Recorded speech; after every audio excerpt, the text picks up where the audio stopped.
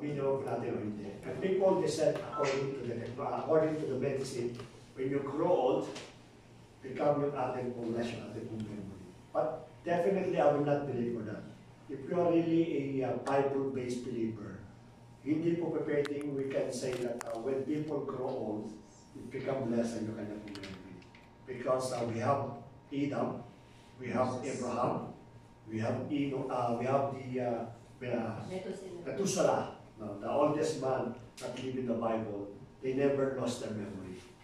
So napakasya kung alam po memory. However, may mga tao talaga that it's really gifted with a memory. I remember during po nung high school day ko, when it talks about the other subject like social economics, also ano sa nung araw pangalan social studies. I hate that subject because of the memorization. But there are some people, some students, that can easily, memorize and retain those information. Actually, my daughter, the eldest daughter, she is very good in familiarizing the place. When we are driving, Daddy, you go here, but you came here. No, I know this. Maganda kanya pong memory. At mostly po, maaari sa bawat sa pusing, maganda yung memory po ninyo.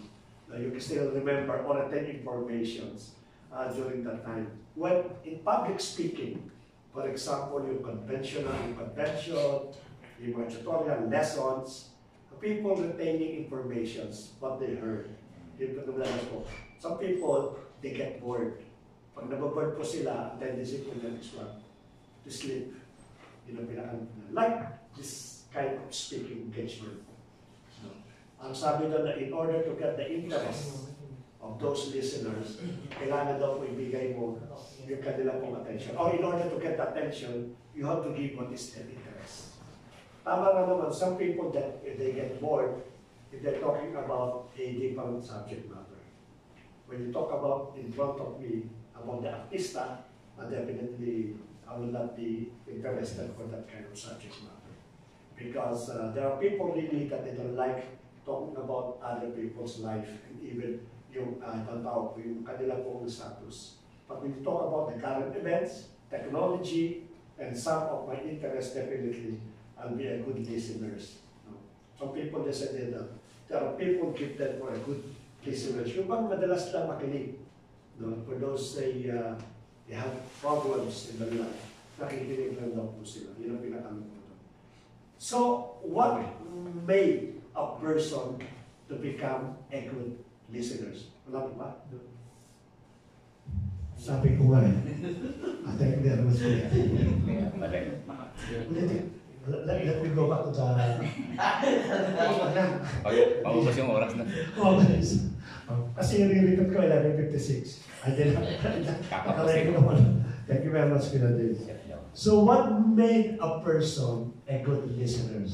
Alam niyo po, one of my traits or one of my strong traits, sabi po nila, I'm a good listener. I always listen because nasanay po kasi na hindi masyadong masalita. Less talk, sabi nga daw, yung principle po ng less talk, less mistake. Kaya kung gagawin ko lagi, nakikinig lang po ako nung nakikinig. Pagkamat, yung sometimes yung kwento pa, ulit-ulit. But in order to not to offend the other party, so I would always listen. Bagaman sa back of my mind ko, kanilas ko kwento mo yan, again, kwento mo yan. But in order for him to continue, for her to continue talking, nakikinig po ako. I just opened my 2 ears. By the way, God created 2 ears, no? It is a revelation for me. Because hindi po ginawa yung 2 ears ng ating Panginoon just to come from other side and go out on the other side. No. Both of those ears will listen. Nakakapakinig po yan. And once the sound will come from your right and likewise come from your left, it will be in the middle. Magtatagpo sa middle at pag nagtagpo sa middle, it will go down doon sa ating pong heart.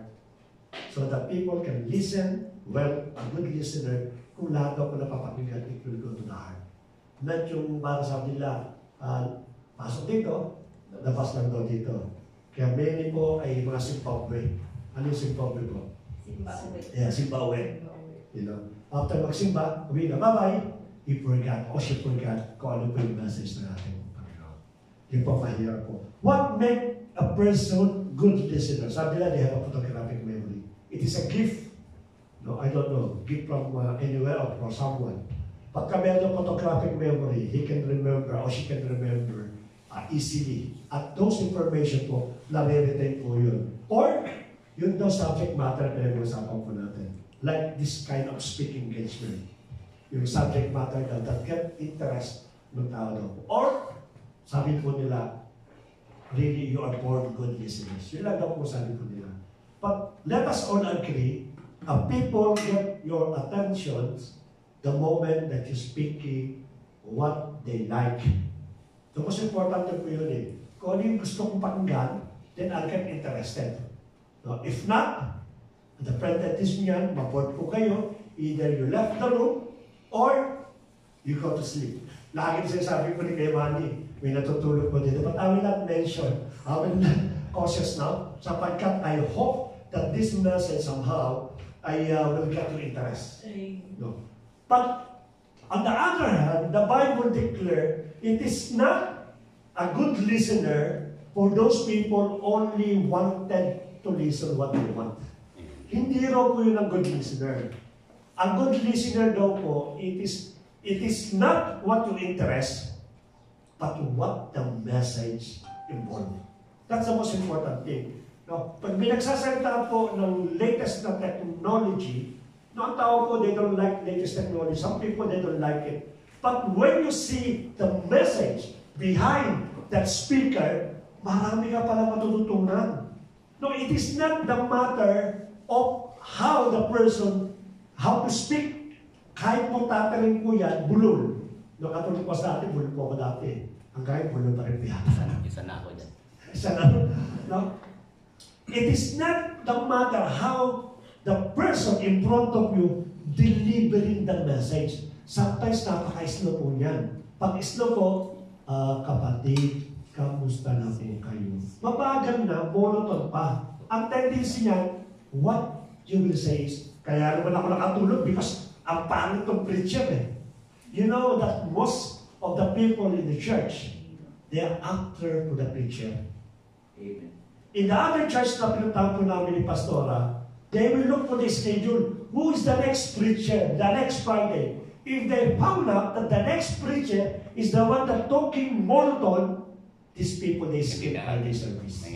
They will not attend a Friday service. Why? Because boring. I cannot learn anything. But they cannot understand the message behind that person is very spiritual. Pagamat monotone yung pinakamin niya, no, nag-aaral tayo ng public speaking, how to attract the people. But the most important in the message is the content of the message. Doon dapat tayo nakapokus. Bakit po? Because it's already been prophesied that on the last day, which is the last day today, our generations, many people will not listen to the truth. They after what they want. They after what they like. If, example, nakasalita po dito, you don't want it, no? You just ignore it. These people will not retain whatever the word that you're sharing. Lagi nga natin sinasabi, we are talking about the Word of God. So again, ulitin po natin, the most important in a public speaking, like this gathering, it is the content that one that sharing with you. That's the most important. Let us start. Bakit ko po sinabi yung public speaking at bakit ko po binigay po yun? Sapagkat, ang ating pong verse for today, makikita po natin ito sa 2 Timothy chapter 4, verses 1 to 4. This is the warning coming from Paul. He wanted Paul to introduce or to Timothy to know what is really happening in the church. I charge you in the presence of God and of Christ Jesus, who is to judge the living and the dead by his appearing in his kingdom. Preach the word, that's the command of Paul to Timothy. And that is also the command in the church. Preach the word. Now imagine po nyo, not to preach your testimony, not to preach your life, not to preach your everyday activities. Because for me and for Paul, it is nonsense. So what is beneficial to each every one of us? Preach the Word of God. At pag kami talk about the Word of God, that's the most important content ng bawat message po natin. Aside from that, be ready in season and out of season, reprove, rebuke, and exhort with complete patience and teaching, for the time is coming. Sabi nila, no? Why? Sapagkat yung Word of God, hindi na naging importante. When people will not endure sound teaching. What is a sound teaching? Yeah. It is in verse 2. Exhort, sabi doon, rebuke, and reprove. Katulad ng tinuro po last Friday. It is a very strong message. Napakakamli po niyan. If you don't listen really, there's something wrong with the heart of the people that cannot understand this. And these things now, Paul is in charge, charging Timothy. Ang sabi niya, don't hesitate.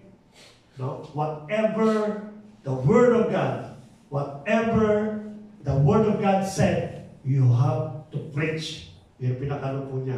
But having itching ears, they will accumulate for themselves teachers to suit their own passions. Gusto na lang, pangit yan.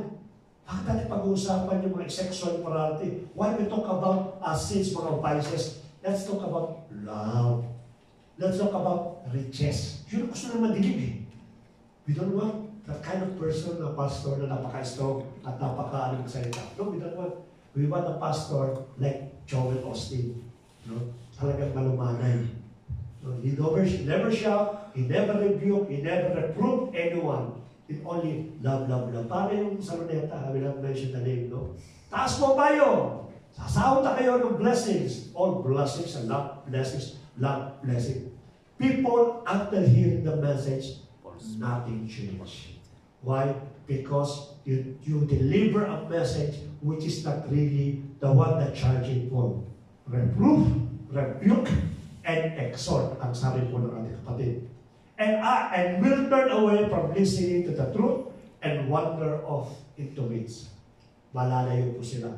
That is the last day. So what is our message for today? Standing firm in truth. We can guarantee you, in the church, we will stand for the truth. We will deliver what is true. It doesn't matter if you hurt, you encourage, you rebel, you get out in the church. No, for us, our mandate is to preach whatever the Word said. Amen. That's the most important in this church. No. We started for how many? For only 12, 15. No, I would rather, I'm not saying na huwag kayo dumami, but I would rather to stick that kind of number. No, standing firm in truth rather than those 100 people that is really shallow in their faith. Why? Because I know that the 12 person or 15 person that we've been teaching about the standing firm in truth, later on, these people will go for church planting rather than those people na nakakapit na shallow po. I remember sa mga churches po natin dati, no?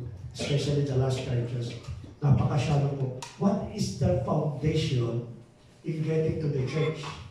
No? It is copy. No? Pag pupunta pala sa church po, saan kaya tayo magko-copy? They don't interested what is the message of God today. Absolutely.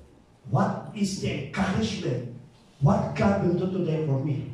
No? But every time that people will go inside the church, they're asking, saan tayo magko-copy? Saan tayo magkakain? Saan ang ating bonding? No? There is no such foundations. Kaya napaka-shallow po. Here, we can guarantee you, we will stand in strong foundation. And that is the Lord Jesus Christ. Amen. Under the banner of truth. So yun po atin po, ipoproblem po dito. There is a scenario that happened few months ago, o maaari a year ago. There is a big churches that was really divided. No? I will mention it for the sake of our message for today. The United Methodist Church International, the biggest, one of the biggest churches around the world. What is the reason why they divided?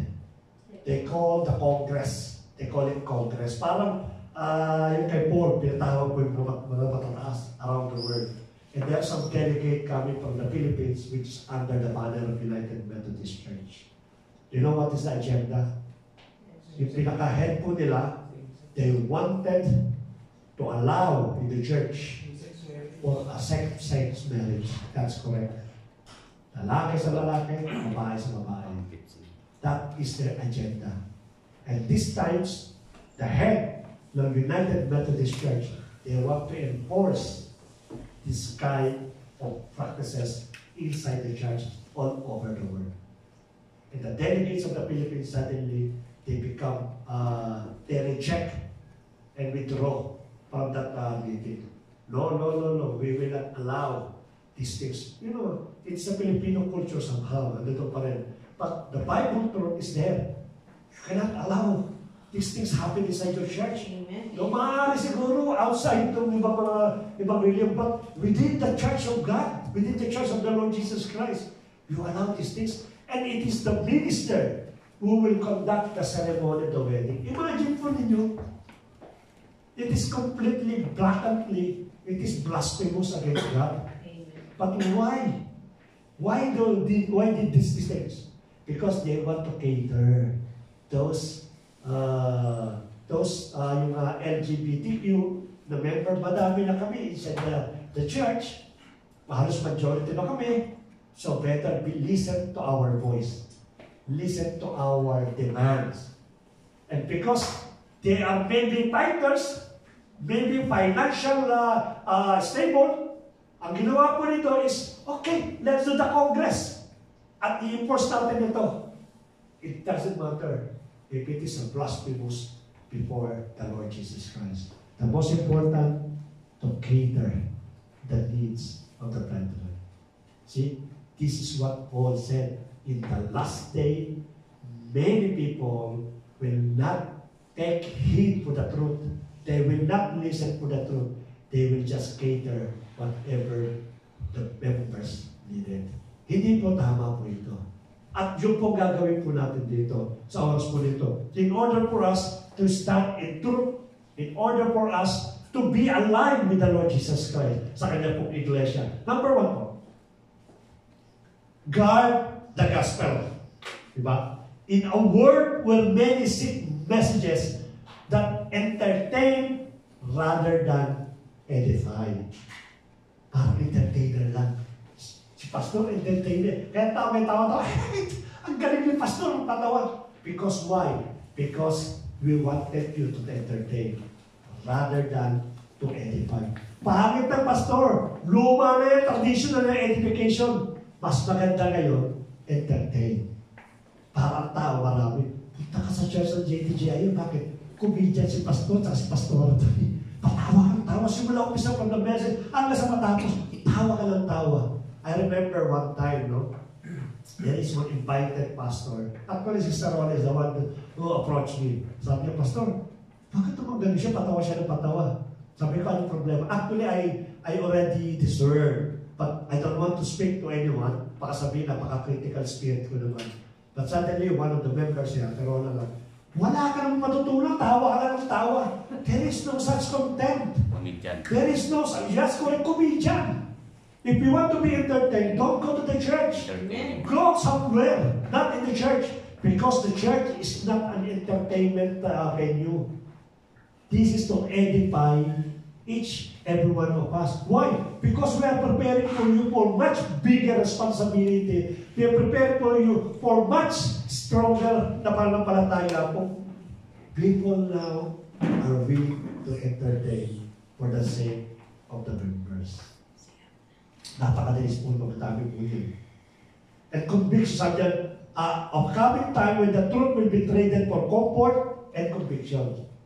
For convenience, we are reminded that in faithfulness, the faithfulness to God's word is not always popular, but it's always powerful. Hindi pa popularity po ito.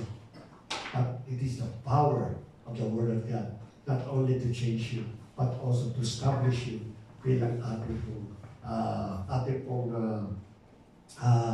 paghahanda sa ating pong Panginoon. Alam niyo, when we talk about regarding the gospel, ating namatay yung aircon, di ba? Meron pa. Alam niyo, truth hurts. Masakit po yan.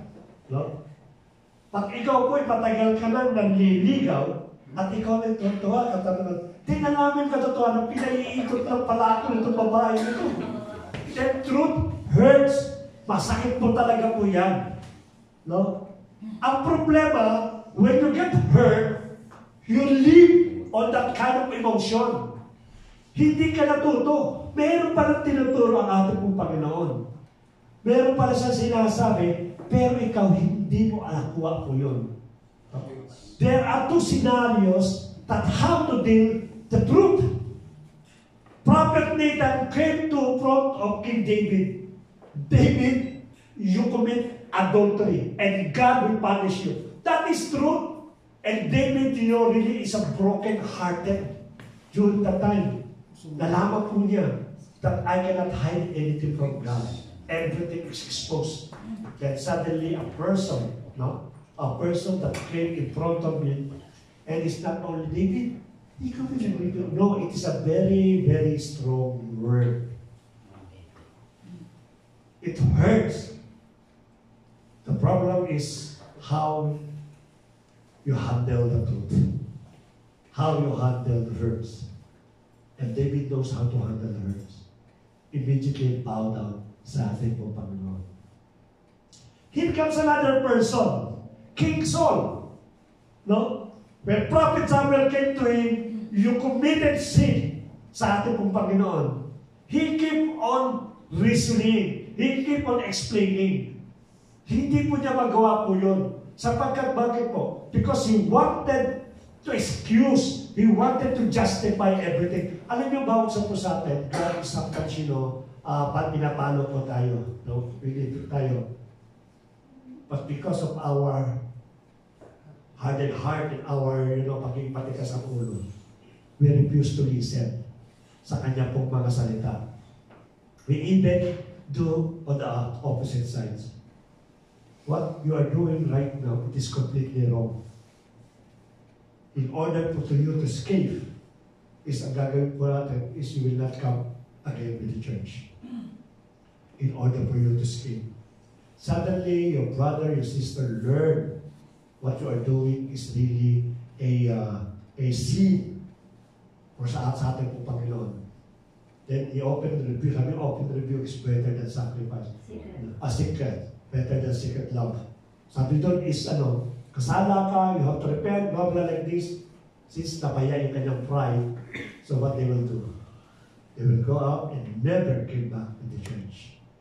Thinking that they can escape. We cannot escape. Saul never escaped when God rebuked him. David never escaped, even though he asked for the forgiveness. So whatever sin that we did in our God, there will be a consequences for this. Ito yung mga sinasabi po natin. Ang problema ngayon, because we are after for the many churches, ang ginagawa po natin is what? Yung pong convenient gospel flow is because churches today compromise the Word of God. Ang sabi po nung sa napanood ko, if you want a newly established church, a pioneering church like us is only one more than a year. If we want to increase the number of attending, the best thing that you have to do is to compromise the Word of God. Yes. Gawin mo commercial. Doon, marami kami kainan. Tapos, nagkakasiyahan kami. Sister Dorothy will treat you in a pizza. Sister Dorothy will give you to kapsa. Kapsa o sky's the limit. Amen. Commercialism. Kaya people ngayon, ang saya sa church ninyo. Talaga naman, punta kami dyan lagi. Bakit? Kasi nabubusog kami. Di ba? Sa church namin, libre kape. Ang kape namin, dami daw. Chairman coffee ginagawa lang. That's commercialism. People will come. So that next time they came, wala nang kape. Kasi wala na pong kape. Bye-bye. Because you've been established, you create a foundation based on this commercialism. Quantity, not quality. Ang nangyayari po ba? Hindi po na-establish ang church. During the original church, the early church that was established by all those disciples, they never promised anything. No? And these people, are walking how many kilometers in order to reach the church? In order to reach the place that will gather in order to worship God. How many kilometers? Here, atin sunduan tayo, no? I'm not saying na hindi po maganda. That's good. But let us be thankful already. No, and yet, because of the ginagawa po natin, hindi pa rin po tayo magkaroon ng talagang tunay na pagsamba sa ating Panginoon. And this is the reason why this convenient gospel flourishes. Because, like us, the JTGI, we rather shut our mouth to proclaim the real truth of God. Kasi nananahimik po tayo. We should be allowed. You should be talk about the Word of God. Huwag natin pag-usapan parang bagay. Because, a lot of gospel, a lot of churches today, marami na po nauuwi sa mali. Ang sabi nga sa 2 Corinthians, chapter 13, verse 8, for we cannot do anything against the truth, but only for the truth. You cannot fight for the truth. Truth will always prevail. Ang sabi ng aking anak, ikakwento ko lang po, sabi niya, Daddy, sabi niya, hindi ka tulad ka, nung nagkaroon ka ng problem about someone, about the groups, suddenly God gave you the vindications. No, it will not take too much time. Suddenly God fight for you. And they know the truth. They learn the truth. And people that are really insulting you, judging you, they ask for the forgiveness. But how about me, Dad? What if the truth will come after 10 years, after 20 years? Parang kawawa naman ako. Ang sabi sa kanya, no. It doesn't matter how many years will come before the truth exposed. The most important thing you have to remember, truth will always prevail. Tumaan man ng 10 years, 15 years, but truth will always prevail. So let us always be truthful. Don't hesitate. No, don't make a second thinking na hindi mo correct yung kapatid mo. Because that is our duty. In order for them to know what is really the gospel. Our mandate is to speak only what is true gospel was. True gospel lang. Huwag mo siyang anuan. Huwag mo siyang ilagyan ng maraming klase ng pinakano. Let us not be a man's pleaser. Ang ating pong tawag, it is God's katulad kay Manny, tabawin kay Manny. We are God's advocate, not a man's pleaser. Sabi nga nila, it doesn't matter kung nag-please lang po sa akin isa. Sapagkat ang importante po, ay nagkakaroon po tayo ng tunay na pagbibigay po ng glory sa atin po. 2 Corinthians, 1 Corinthians chapter 3 verse 2. I fed you with milk, not solid food, for you were not ready for it, and even now, you are not yet ready. How many years you've been staying in the church? No? But still, milk ang binibigay po ni Pablo. Si Pablo po, inis na po siya because he wanted to give you a meat, a solid food. But because you are parang bata pa lang po. Pag nanonood tayo ng pelikula Bonjing, no? Sino ba yung bida po doon? Jimmy Santos. No, people laugh. People laugh. Why? Kasi laki-laki na yung big one. Tapos pa nagsalita, bata-bata pa. Nakakatawa po talaga yung comedy. Pero mas nakakatawa po yung Bonjing spirituality. We've been attending in the church for more than 10 years. Pag nagsalita ka, Pastor, may problema ako. Ito ka. 10 years, no? We've been teaching you to use your authority and power. We've been teaching you that the powerful name that was created on earth is the Lord Jesus Christ. That everything can change by the power of the Lord Jesus Christ. Amen. Pero ikaw, Pastor, ano gagawin natin? Bata pa. Ngayon naiintindihan, ilang taon ka na ba sa church? 15 years na ako sa church eh. Imagine po, mas nakakatawa po yan. Yung pagiging pansot, bonsai ng ating spirituality. Would like to give you a milk, not milk, a meat. Ang binibigay ko natin meat in order for you to grow, to mature. But I cannot give. Bakit? Kasi po matipisit kayo. When the Lord Jesus Christ walking, no? During that time, there are hundreds of followers at the back. Ang sabi niya, one day, you will drink my blood and you will eat my flesh. That is the doctrine of the Lord Jesus Christ during that time. And these people that walk at the back, suddenly talk, are we carnivorous? Carnivorous? Why? Kakainin daw natin yung kanyang laman at inumin natin yung dugo. Ay, yan, kaya. They left the Lord Jesus Christ. Kaya pati yung ating Panginoon, pero the others follower. Sabi niya gano'n, bakit alam yung dalawa lang kayo? Lord, umalis na. Why the 12 disciples understood what is the Lord Jesus Christ teaching? Because these people, they keep on growing. They develop muscle. They become man, not child. No? Kaya dapat siniseparate po natin. And this church na, we are giving you meat in order for you to survive, in order for you to become healthy. But you decide to stay in the milk. If you decide that one, wala na po tayo magagawa, kundi ang magkaroon po ng pag-ihiwalay. Hindi pa pag-ihiwalay ng church, kundi pag-ihiwalay po ng natin. The second thing is, faith over feelings. The ancient ears speak of represent a desire for affirmation over transformation. But the Spirit lead us not by what feels good, but what the Holy Spirit righteous and true. This is the one that I'm saying. What make you feel good? What make you feel interest?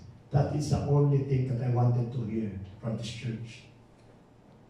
But normally ganyan, kung ano may gusto natin mapakinggan. We don't want to hear anything about sexual immorality. And people, even pastors, are very timid when mentioning about sexual immorality. Bakit? Kasi marami tatamaan, mga leaders, pag nagsayta tayo ng ganyan. Yung mga nagnanakaw daw ng kabal. Ingatan natin, be careful with the word. Bakit? Baka tomorrow, instead na maging 100 tayo, balik tayo sa 10. Kaya ang pastor po, bibihira po siya magsalita ng mga bagay that will hurt the church, that will hurt the members. In fact, the truth is, these people that are being with the Lord Jesus Christ, they always speak truth and it always hurt people. Ganun po dapat na magsalita tayo. But nowadays, madami pong churches po yan. Be careful to what you're listening. People are trying to expose, people are trying to preach the truth, but it is half-hearted po yan. May kasamang sweetness. Kaya tao ngayon, kala nila, is different po yung entrepreneur. It is a simple things, sabi nga po rita, we are not man's pleasers, but we are God's advocate. A simple things to present yourself before God is a good example. Simple instructions. In order for you to become in faith rather than emotions. Nakita ng pastor mo o ng mga leaders mo na yung damit mo, it is really not presentable. A simple instructions. Kapatid, mag-ayos tayo ng damit natin. Makikinig ka. Yes, pastora, mag-ayos mo ako. The moment that you turn away, lumabas mo kayo, patay na nera, pastor na yan. Kala mo, sino na siya. Etong gandang bagay na bagay sa akin ito. Diba? Ano yung pinagbabagay mo sa atin? Kaya kung minsan maingat kami sa amin kung mga anak. Uso na kayo, daddy. Yung may iksi, yung halos makita niya underwear. Tapos maglalakad ka sa ano. Yes, parang uso po yan, but it's really a decent dress. That's the big questions. It doesn't matter kung uso o hindi. It's a decent dress. Di ba? Ang lalaki ngayon, hindi mo naman pagkama ng lalaki. Bakit? Mas mahaba pa buhok sa babae. Ang tagpilito yung buhok na ganyan, di ba? Siyempre, pinagsabihan mo, pati, tutuloy mo yung buhok mo kasi parang ng babae. Bakit ano nila? Passion yan. Passion. Di ba? Simple thing that you cannot follow. It means you have already problems. Amen.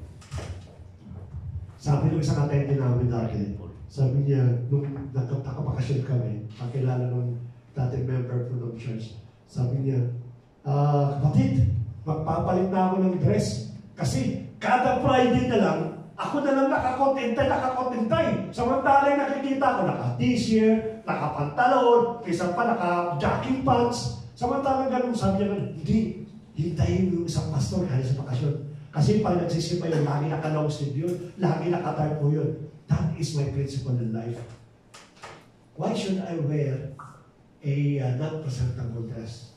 I'm not praising each every one of you. I'm not after for your approval. I'm after the approval of my God. Amen. Diba? Lagi nyo nadidinig.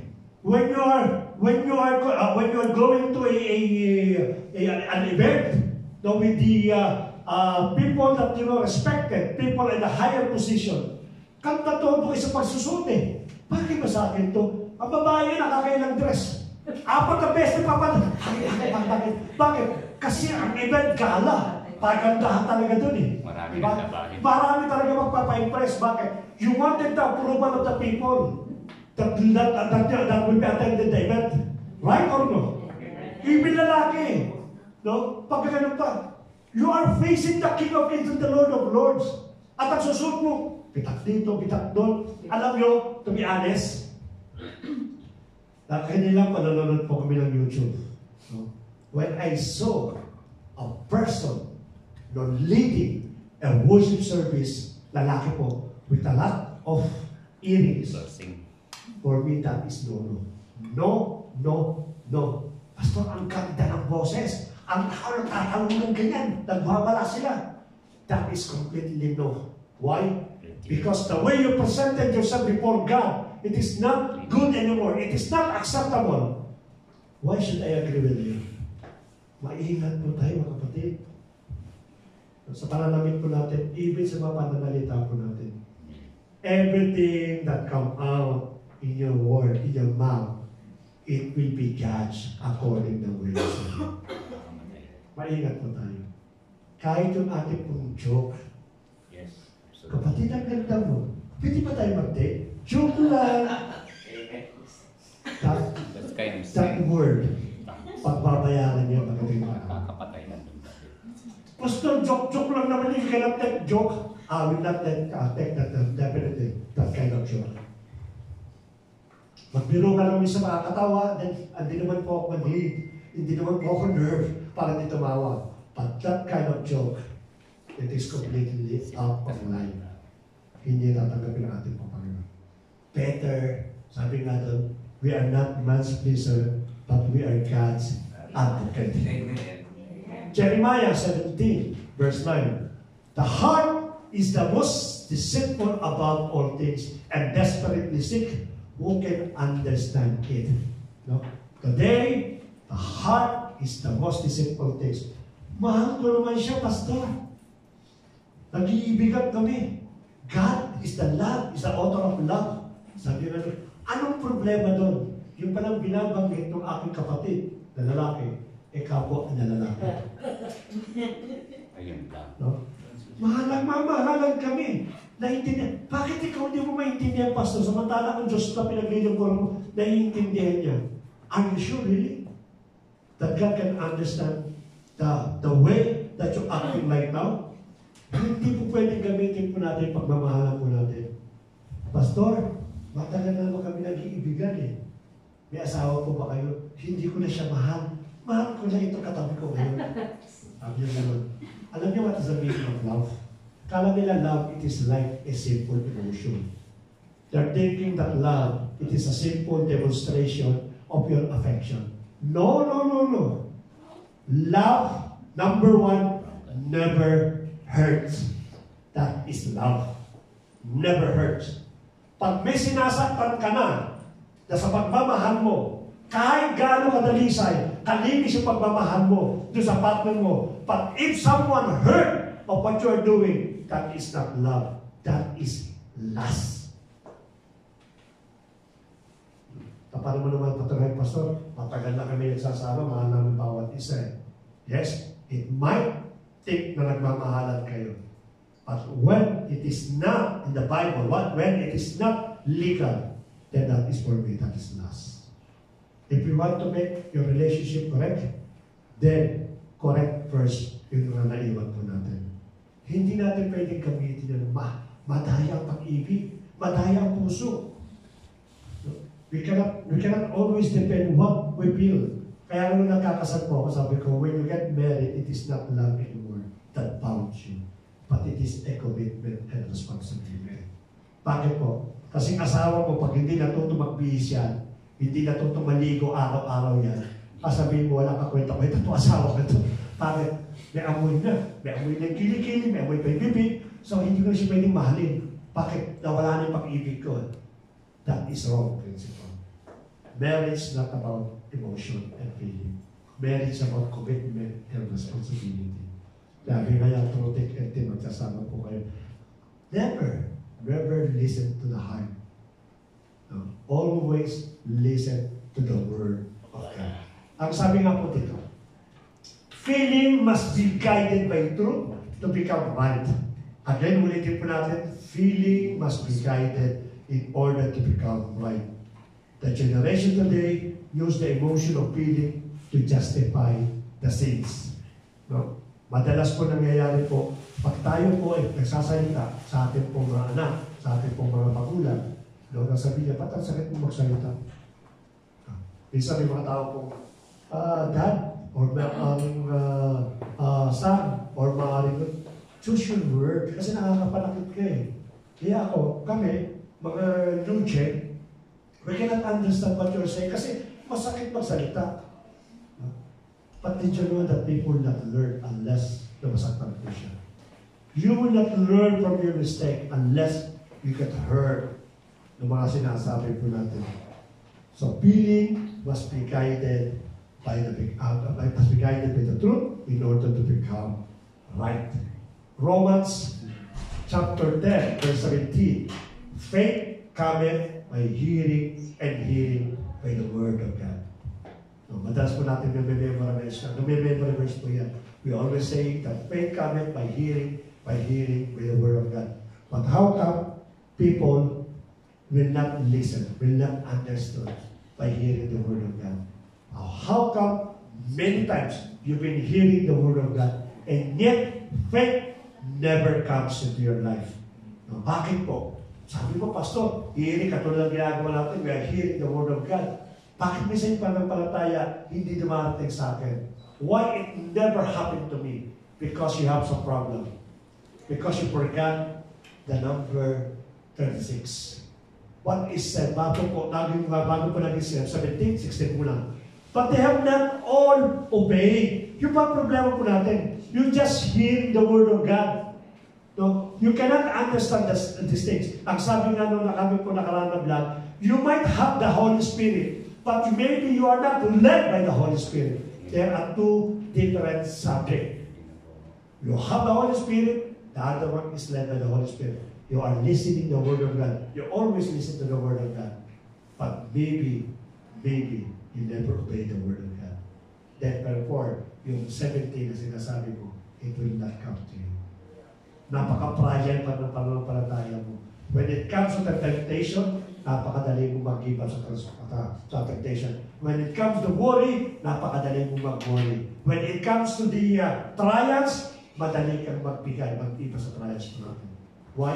Because you never obey the Word of God. But if you can obey the Word of God, then therefore, faith cometh by hearing, and hearing by the Word of God. May establish po yung pananampalataya po natin. You become very selective. Pag nakakapakinig ka ng Word of God, you become selective on things that you want to listen, on things that you want to practice. But let us be honest. When the Word of God mentioned, it should be completely all we should practice. Not some part, not partial. Sapagkat ang Word of God, it is our mandate. It is like an is a constitution sa bawat isa po sa atin. Let us always listen to what the Word said. A call to persevere. As Paul encouraged Timothy, so we are also encouraged today. Today, preach the Word, be prepared in season and out of season, and endure hardship for the sake of the gospel. The reward is not in applause, but in eternal approval. Sabi nga, we are not looking for the applause of the people, the approval of the people, but the approval of our God. Because the gift or the reward, it is a, what do you call this? It is an eternal life. God bless mo kapatid. Though sometimes being alone in truth hurts. Nag-iisa ka na lang, no? Katulad isa sa anak, nag-iisa na lang po siya. Standing the truth, sometimes or most of the time, you will be left alone. Ayaw ng truth. Kaya tao ngayon, because I'm living alone, isa na lang ako, then I have to compromise the truth. Ang gagawin niya, ilo-lower niya yung sarili po niya, then he will be joining the other. Kano po nangyayari po? Bakit po? Kasi sabi daw po nila, majority wins. Yung lagi sinasabi. But let me call these things to you. Don't follow the majority, follow the right way. Stand, even though you are alone. Stand in your faith. People may be attacking you. People may be insulting you. People may be damaging your character because you are standing in faith. Never wave. Always stand in truth. Because that's the only weapon you have. Not how many friends, how many alliances that you have, but only the truth. Because the truth will be your most effective weapons. Huwag po kayo manghinawa po when you're standing for the truth. When you're standing the Word of God. No, even sa mga churches po, even the other different churches, when someone is persecuting you because you are standing the truth, never give up or lower your guard. Always standing in truth. Bakit ko po sinabi, always standing in truth? Because 1 plus God is a majority. Amen. Ganun lang yan. You have 100,000 alliance, but one, you and God alone, that's enough to call majority. Why should I go with these people? I go with God.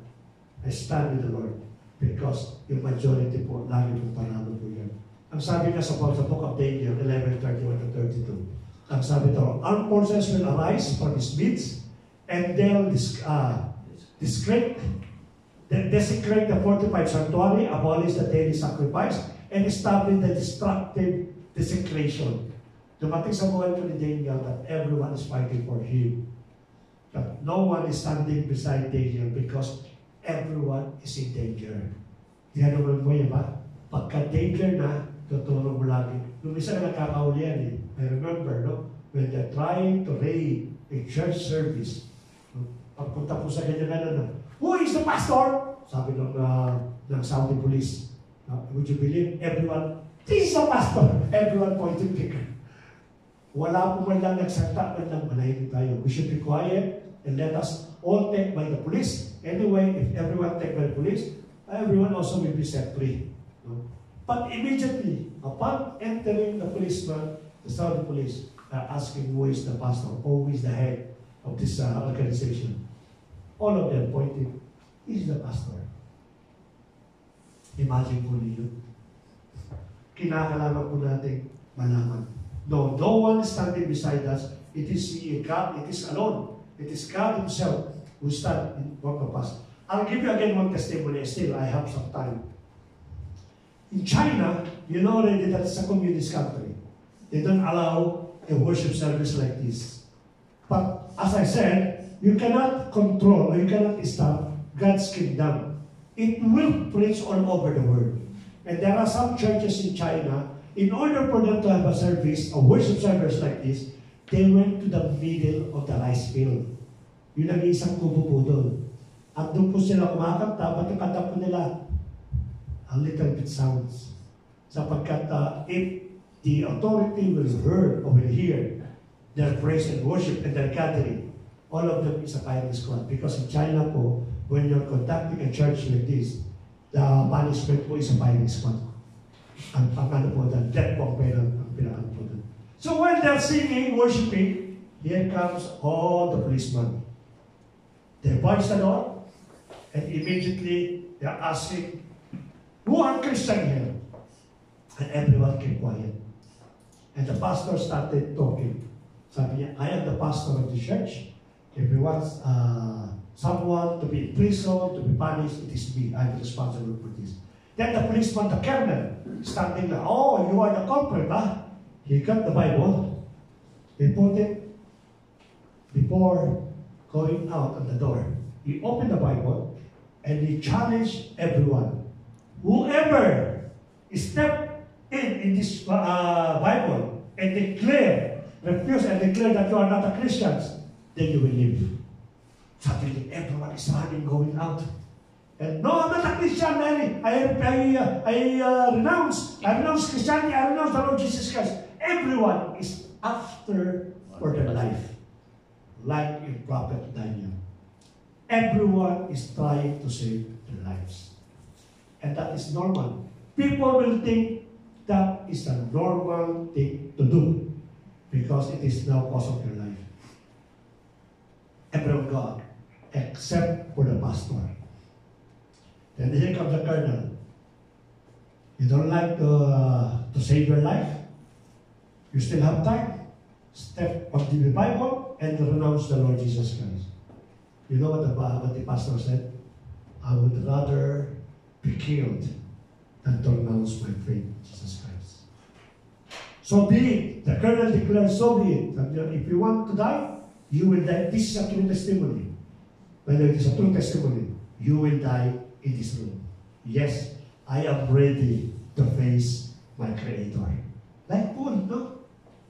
Anytime. For me to live is Christ and to die is gain. Amen. So what the pastor did is he closed his eyes, he prayed, Lord, today I will be with you in paradise. That is the attitude of the pastor. That while waiting for the gun, na yung Samsung gun, papumutok at tumama sa kanya, it takes how many minutes? And no one is firing a gun on him. Then suddenly, he opened his eyes and he saw the colonel alone without the soldier. And he's surprised. Sabi niya, what are you doing? I thought you will, you will execute. Sabi niya gano'n. Sabi nung colonel, I am also a born again Christian. Imagine po. I am also a born again Christian. And he's crying, why?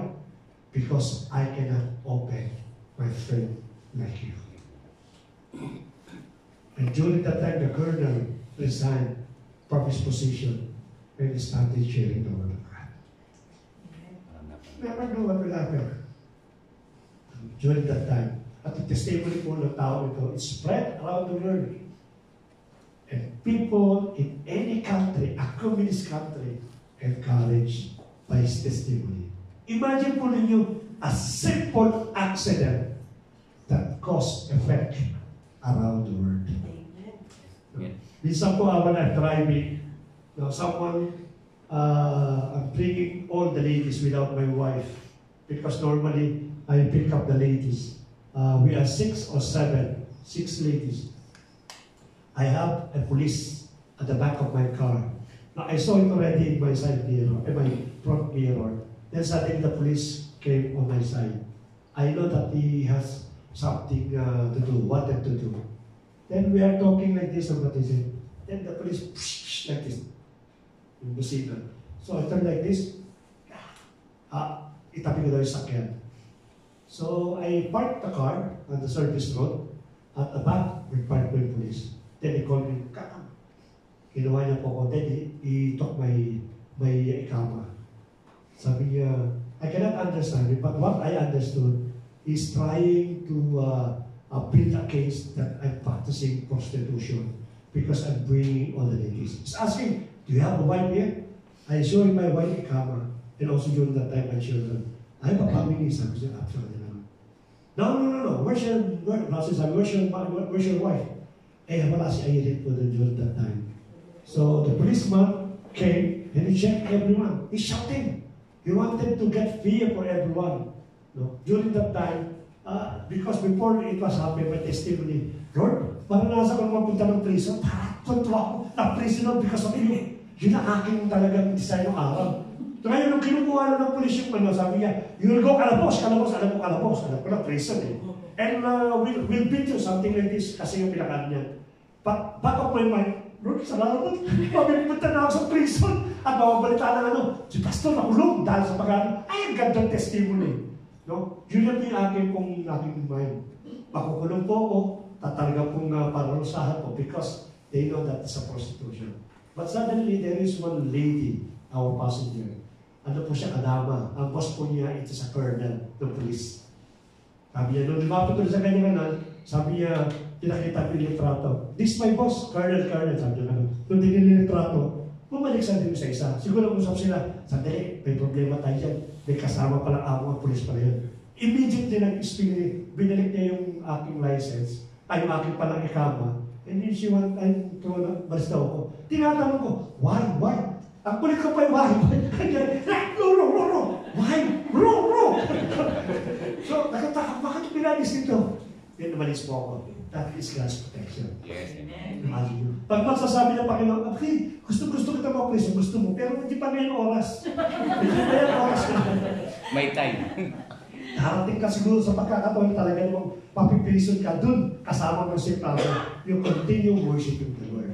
No? Because, as atulad sinabi natin, God, you will never know what is really God's doing in our life. Lastly po,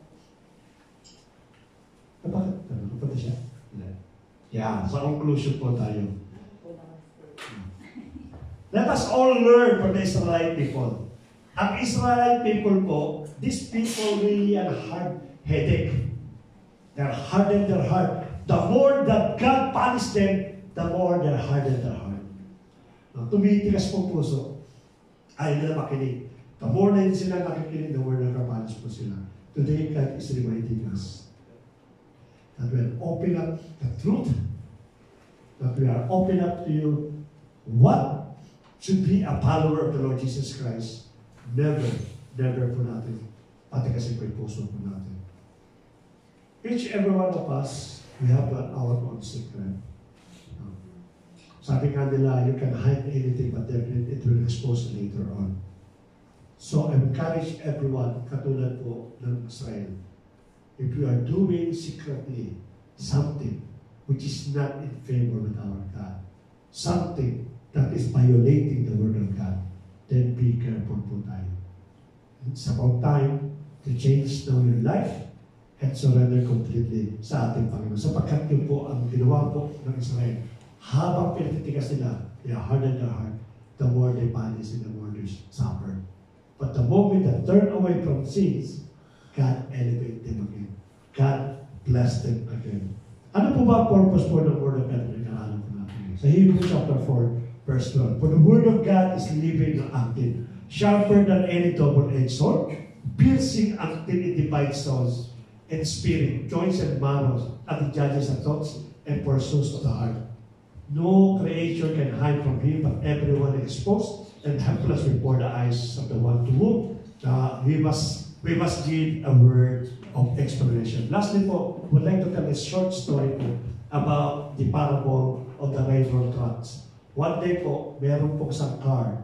During that time, it is a winter, very cold. It rains by snow. You know, when they cross the railroads, suddenly the car stopped because maybe of the temperature. And while they stuck, someone or the person, the one that handled the vela, he called for the towing para mawala po sila. While waiting for the service, here comes a one pedestrian. He came. He told me, if you have any problem for the car, it's better to leave your car and get out. Because at this moment, at this time, train will come because they are stuck in the sarilismo, no? But these people, they never listen. They laugh, they just, joking, everything. And the first pedestrian left. The second pedestrian came by, and again they warned that any moment now, the train will come, it is the real road. You will be in danger. Instead of listening, they insulted the second pedestrian. They even mocked the second pedestrian. Here comes the third pedestrian. Okay.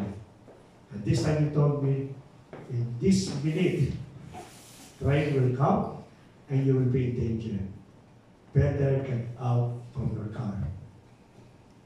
Same thing, no one listened. So when the third pedestrian left, suddenly one of the passengers, there are 3 passengers, one of the passengers, he decided to get out from the car because he heard something. So he get out from the car. So when he get out from the car that was stopped is already too late. He saw a train coming very fast, and it hit the car. So the 2 persons inside the car died immediately. There's only 1 person nabuhay po kasi. Ano po meaning po ito?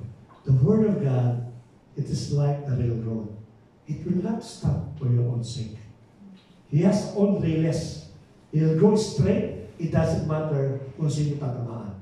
Pastor, deacons, elders, members, it doesn't matter. Because it will go straight. If you don't listen to the Word of God, to the wording, to the Word of God, like these 2 passengers, definitely aabutan po kayo ng justice ng ating Panginoon. It's good that the one person that left out, nagkaroon po siya ng buhay. So this is also your time to think your life. Hindi po lagi pong ganito. Darating po, aabutan po kayo ng salita ng ating Panginoon. And I'm warning every one of us, not only you, but all of us here, we should always be serious about the Word of God. About the truth. No, nasaktan po tayo, then better like David. No, he turned from his sins and then came back sa ating pong Panginoon. And his songs, ano po kanya? Sabi niya, create in me a clean heart and renew your right spirit within me. Touch not, cast me not away from your presence, O Lord. But cast me not away from your presence, O Lord. Renew the right spirit within me. Yun dapat ang maging attitude po natin. Lastly po, a word of God is like a train that is on railroad. It is straight and will not stop for the sake of others who put themselves into danger. Now, God is talking to each every one of us. Ano man yung mga pagkukulang po natin, whatever that it is not right now sa ating life, dapat po tayo magsisi. Let us close our eyes. Lord, salamat po ni Panginoon sa bagay ito, Lord. Indeed, you give us a word that is standing firm in truth should be always the practice. Not only this church, but also the practice of our life. Sometimes it hurts, most of the time it hurts. But for me, I will not entertain the feeling, but rather be always on the right track. Be always in truth. Because truth will set us free. Truth will give us the direction. Truth will give us the right path while we stay here on earth. Thank you so much, Panginoon, for your word. It is a reminder to every one of us. Help us, Panginoon, to fully understand your message. Not only, Panginoon, to listen, but also a doer of your words. Help us, Panginoon, to return, to realign again yung aming buhay para po sa iyo. Because we wanted, Panginoon, in the rest ng aming buhay to be a servant, an advocate, rather than a man's pleasers. Sometimes we use, Panginoon, yung aming pong talent in order, Father God, to extol ourselves. But today, O Lord God, we give it everything to you. Aming kanta, let always center, the Christ is the center of our life, even the center of this church.